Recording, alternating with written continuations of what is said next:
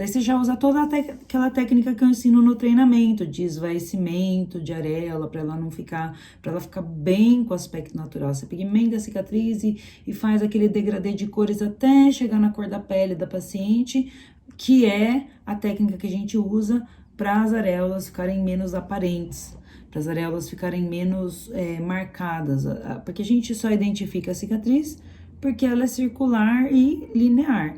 Se você quebra essa cicatriz, você já perde o aspecto de cicatriz. Se você faz esse esvaecimento, então, ninguém diz que tem uma cicatriz naquela areola do T, né? Então, é dessa maneira que eu tenho pensado, trabalhado e conduzido as minhas pacientes cirúrgicas depois que eu comecei a abordá-las e dizer que eu mesma vou reconstruir. Quando você, inclusive, quer mencionar a possibilidade de uma necrose de areola antes da cirurgia, porque se você falar antes, mesmo que você tenha necrose de areola, ela fica mais branda no emocional da paciente. Se você deixa para falar depois que teve a necrose, a paciente leva aquele susto, né?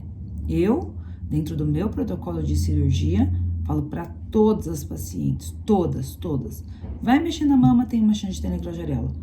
Ah, mas é pequenininha. Eu falo assim, olha, a chance é praticamente zero, mas eu tenho que te falar que existe uma chance muito pequena mesmo de ter necrose de areola, porque qualquer cirurgia de mama tem essa chance. E aí eu ainda falo assim, mas a boa notícia é que eu mesma tatuo as necroses de areola de alguns colegas aqui, então se acontecer com você, eu mesma vou resolver, você não precisa nem se preocupar. E esse é mais um fator que ela pondera na decisão do cirurgião que ela vai escolher para fazer as suas cirurgias de mama, né? Então, você também leva isso em consideração. Se eu fizer com tal cirurgião, ele nem mencionou a possibilidade de necrose de areola. O outro já pelo menos falou, parece que ele foi mais sincero. Se amanhã ou depois ela opta por operar com um cirurgião que não falou, mesmo assim, se der algum problema, ela vai lembrar de você na hora. Ela operou com o teu colega, mas ela vai lembrar de você. E aí, quando ela for contar para as amigas, ela vai assim, olha, eu acabei operando com ciclano, mas fulano tinha me falado da possibilidade de necrose. Tive a necrose, tá vendo? Se eu tivesse ouvido ele, vai nele. Vai no outro. Por quê? Porque ele falou dessa possibilidade e olha aí, dito e feito. Aconteceu comigo. Então, veja que às vezes você pode, inclusive, povoar o inconsciente das pacientes, mesmo as que optaram por não fazer com você, porque você dá essa perspectiva, entendeu? É claro que o ideal seria que isso fosse um argumento perfeito para ela continuar com você, para ela fazer com você. É que é aquilo que eu falei até no meu vídeo, num vídeo que eu já falei, né? Eu coloquei lá, que quando a gente vai adquirindo experiência dentro da nossa prática de cirurgia plástica, você vai percebendo que o jeito de lidar com a paciente, a conversa que você vai ter com a paciente, tudo isso conta na hora da decisão do cirurgião plástico, então na decisão da pessoa que você vai continuar fazendo os tratamentos, entendeu? Então, a lida, ela é um aprendizado enorme e que normalmente na residência ele não é tão grande. O aprendizado ele vai acontecendo lentamente com as múltiplas situações que vão se apresentando ao longo da nossa vida profissional e que 3 anos de residência normalmente não são suficientes. Você tem que ter ali o tete a tete com a sua paciente para você entender isso. E se você já for tendo essa oportunidade de ter uma paciente que é sua, para pigmentação é sua, para corrigir necrose de areola, mas é sua paciente, é você e a paciente.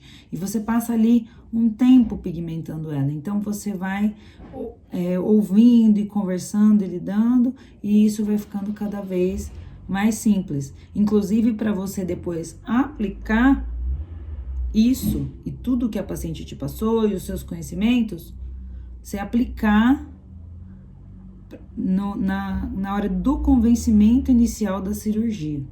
Você vai falar para o paciente a primeira vez, olha, a minha cirurgia é assim, eu indico isso para você, porque não é só a indicação. A paciente não resolve operar com um cirurgião em detrimento do outro só pela cirurgia indicada. Às vezes os dois cirurgiões indicam exatamente a mesma cirurgia. Dois cirurgiões têm o preço parecido. Então, qual seria o motivo da paciente optar por um ou por outro? Você já parou para pensar nisso? Por que que ela vai escolher operar comigo do que com o outro?